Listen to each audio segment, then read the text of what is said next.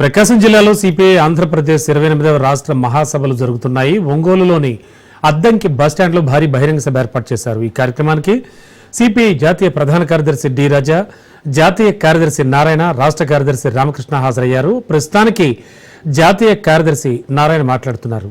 Live లో చూద్దాం. Thermal planter పెట్టడానికి ప్రయత్నిస్తే మనం వ్యతిరేకించాం, అది మనం ఓడించాం. ముగ్గురు చనిపోయారు. ఆ పక్కనే ఉంది పలాస. ఎక్కడ చూసినా జీడి తోటలు, కొబ్బరి తోటలు, పళ్ళ వృక్షాలు పచ్చగా ఉంటుంది. ఒక్క జానడు అంటే జానడ ఖాళీ లేదు. అక్కడ పోర్టు పెడతామని చెప్పేసి రైతుల దగ్గర నుంచి 1400 ఎకరాలు, అడవి భూమి ఒక 3000 ఎకరాలు, ప్రభుత్వం భూమి ఒక 2000 ఎకరాలు, మొత్తం 6000 ఎకరాలు తీసుకొని ట్రై చేస్తున్నారు. ఆయా పోర్టు ఎక్కడెక్కడ 2000 ఎకరాలు ఎందుకయా? 200-300 ఎకరాలు సరిపోతుంది. అంటే చిన్న పోర్టు అది. దాన్ని ఉద్దేశం ఏంటి? అది కొండ సంపద, కింద పరివాహక ప్రాంతం, ఈ పక్క భూములు, ఇవి రెండు కలిపితే ఆడగానే పోర్టు కడితే కార్పొరేట్ కంపెనీకి ఉపయోగపడేటువంటి వ్యాపార కూడలిగా ఉపయోగపడే పరిస్థితులు వస్తూ ఉన్నాయి. చంద్రబాబు ఏం చేస్తున్నాడు? ఒక 100 ఎకరాలు సరిపోయేటువంటి ప్రాజెక్టు ఉంటే దానికి 1000 ఎకరాలు తీసుకుంటున్నాడు.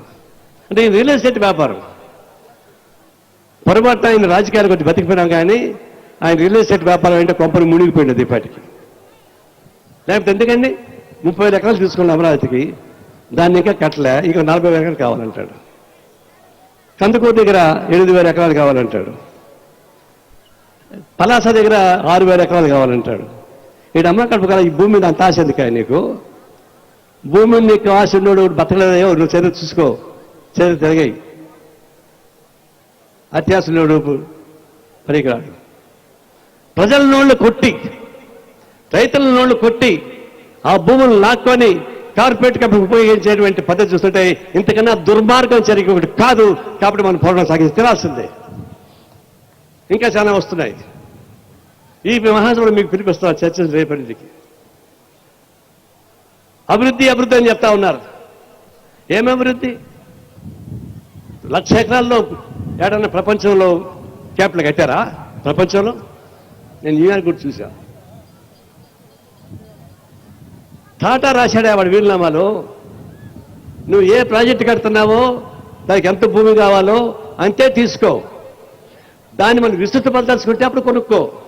ఇప్పుడు చంద్రబాబు ఏమంటాడు? అప్పుడు ఎవరు ఇస్తాడంటే భూమి పెరిగిపోద్ది రేట్లు కదా అంటాడు. పెరిగిపోతుంది, రైతులకి అక్కడ ఇస్తాడు డబ్బులు, నువ్వు వ్యాపారంగా చేసుకోబోతున్నావు కాబట్టి పెరిగితే వాళ్ళకి ఉపయోగపడుతుంది అని టాటా వీలునామాలు రాశాడు. అదే బుద్ధి చూడమని చెప్పాం. ఒప్పుకోడు. నేను ఎదురని చెప్పా మాట.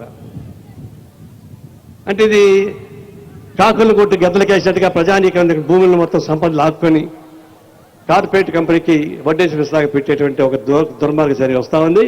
భవిష్యత్తులో మీరు తీసుకోవాల్సిన ఒకటే, భూముల జోలికి వస్తే నీ కాళ్ళు రిక్కుడుతాం బిడ్డ అని చెప్పాల్సిందే, పోరాటం సాగించాల్సిందే. భూములు ప్రజానీకరణ దగ్గర కూడా చేస్తే మనం అంగీకరించ సాధ్యం కాదు. దున్నేవాడికే భూమి కావాలని పోరాటం సాగించింది కమ్యూనిస్ట్ పార్టీయా?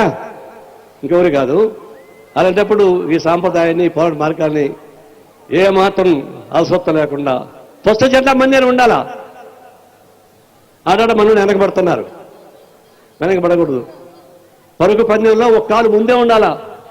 మన కాలు ముందుకు లేకపోతే ఎవడో పనికి వాడు ముందుకెళ్తుంటాడు.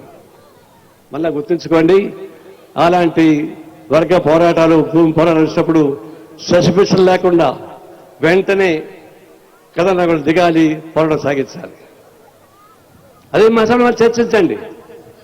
రేపు డెలిగేషన్లో ఉండలేకపోతున్నా, సుధాకర్ రెడ్డి గారి అంతిమయాత్ర ఉంది కాబట్టి నేను వస్తా, ఆడ కొన్ని విషయాలు చెప్తా. ఏడు చెప్పాల్సిన అవసరం లేదు. మన సమాయత్తం కాదు, మన పార్టీని బలోపేతం చేసుకుందాం. మనం ఎప్పుడైనా మాకు సీట్లు ఇప్పించండి, మాకు డబ్బులు ఇప్పించండి, మేము పోటీ చేస్తూ ఉంటారు. మనకు ఒప్పందం లేకపోతే మేము పోటీ చేయని పారిపోతుంటారు. ఇది కరెక్ట్ కాదు. మనం సొంత కాళ్ళపై నిలబడి బతకాల. దానికి పోరాటాలు సరైన పార్టీ సభ్యత్వాన్ని పెంచుకోండి, పార్టీ ఉద్యమాలను పెంచండి, ప్రజా సంఘాలను పెంచండి, హోల్డర్లను పెంచుకోండి. తద్వారా